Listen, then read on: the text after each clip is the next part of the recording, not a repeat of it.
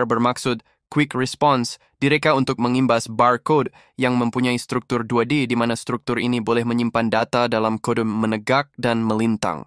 Tidak seperti barcode tradisional yang hanya boleh menyimpan data dalam kode melintang. QR boleh menyimpan lebih data iaitu 7,089 dalam bentuk digit dan 4,296 dalam bentuk huruf. QR code juga anti-ralat jika salah satu kod ada kerosakan.